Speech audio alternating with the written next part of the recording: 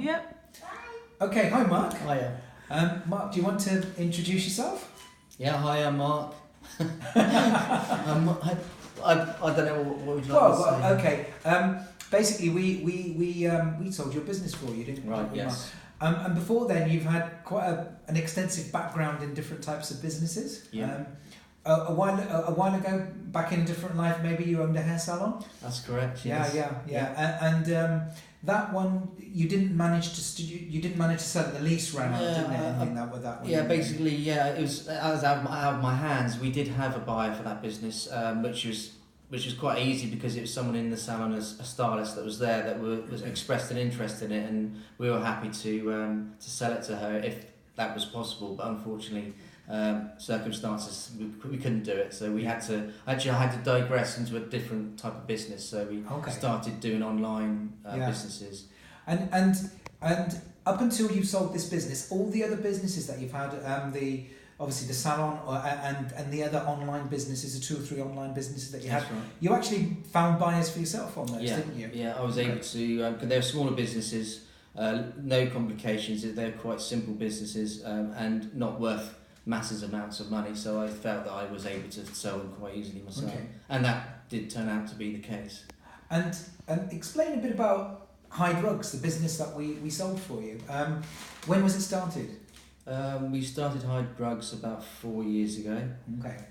Again, we just sold another online business, and I always wanted to create online businesses, and this one particularly became extremely busy very quickly, and we soon realised that we had a lot more potential in this business than any of other previous businesses.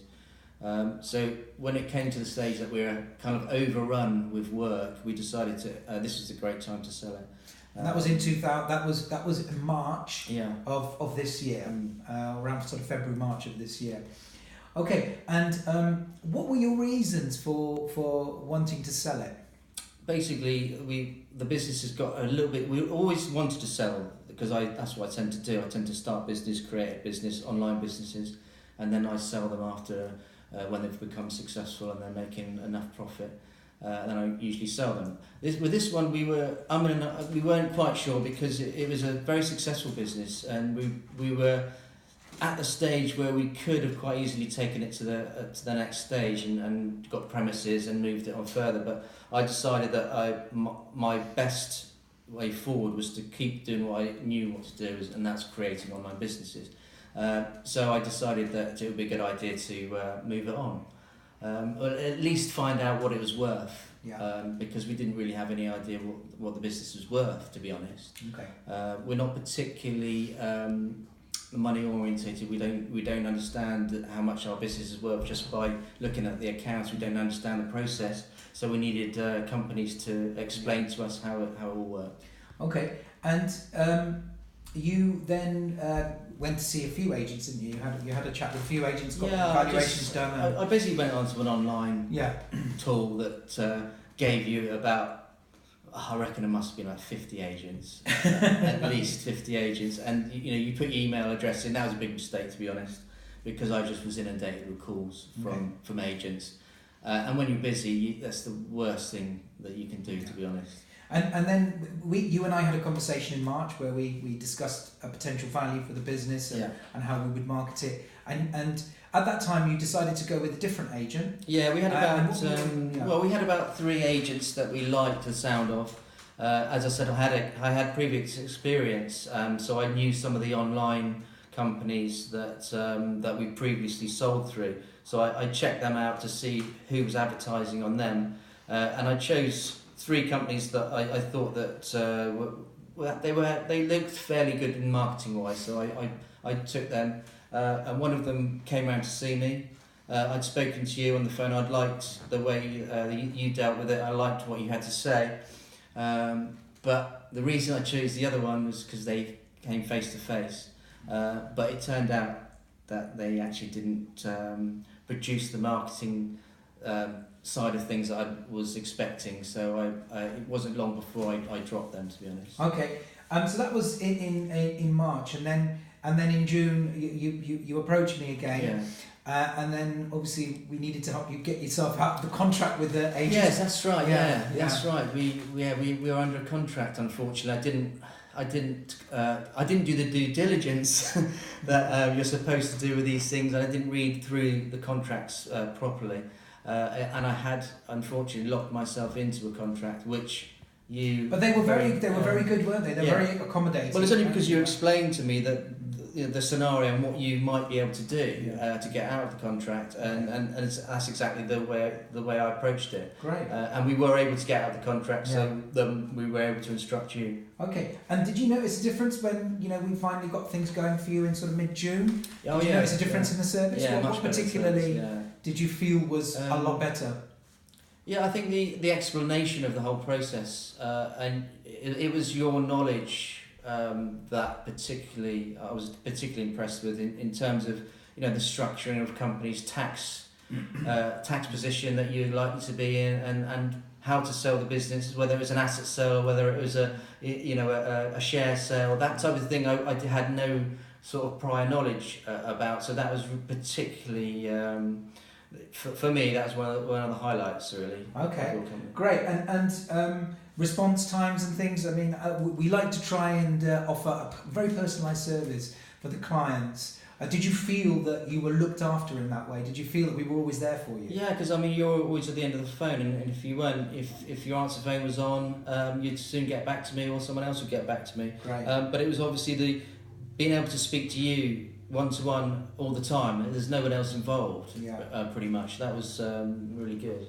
I noticed while I was dealing with you that it was the confidentiality was very important for you, because obviously your business it hinged on your suppliers, and that's something that we couldn't give away right until the end, because that would have given away really the business. So how did you find the vetting of the people and the NDAs, the signing, the confidentiality side? Did you feel it was protected right up until the end for you? Yeah, again, that was something that hadn't been explained to me by the previous agents, was the confidentiality agreement. That was something I'd heard of, but something that I hadn't really put into place until you said, it'd be an idea if that your process is, before information has come out, that people have to sign this documentation, which I found was perfect. Yeah, great. And then we managed to start getting interest for you virtually straight away. And the first offer that we got came in July. And how did you feel about that? I mean, an offer had come through. What were your thoughts on the fact that suddenly you'd started getting this interest in the business? It was great. I mean, initially the guy that came around to speak to us was fantastic. We thought that this is a perfect scenario. Unfortunately, it didn't. This particular one didn't work out. But we had confidence in you, and you gave us confidence in the fact that you said we got plenty of other buyers that are going to be around soon, and that's exactly what happened. Okay, and unfortunately that one fell out of bed, and then we managed to get the buyer. Yeah, literally, eventually within a few weeks after. Yeah. And how did you feel this time round? I mean, it was a lot more comfortable for you this time. It was more of a match, wasn't it? Oh, definitely. The people that came round expressed interest, and in fact that they gave away pretty much very quickly that they loved the business. So we pretty much knew, I think, on the first meeting that they wanted this business. It was just a matter of negotiating the deal, which was very easy this time round. Okay, and that was early September, and we actually completed very early in November. Business is gone. Yeah, and how did you find that process? Because obviously there was still quite a lot to do. We did the heads of terms for you. You used the solicitor that we encouraged you to use. How did you find that process from the time we found the buyer to actually getting to the stage where you got the money? It was very easy, to be honest. As you say, you supplied. I don't know any solicitors that handle that type of business transfer. So your solicitor you provided was perfect. She gave me all the details. It was very quick. She also told me about that obviously their solicitors she had to deal with. So. She kept me in the loop with everything and told me I needed to speak to the buyer because of this happened or that happened. So the whole process was very, very quick and easy, to be honest. Okay, great. So finally, would you recommend us to to any other people who are selling their business? Most definitely. If you're selling a business, you definitely need a broker, because it just takes out all the complications, especially when you're busy.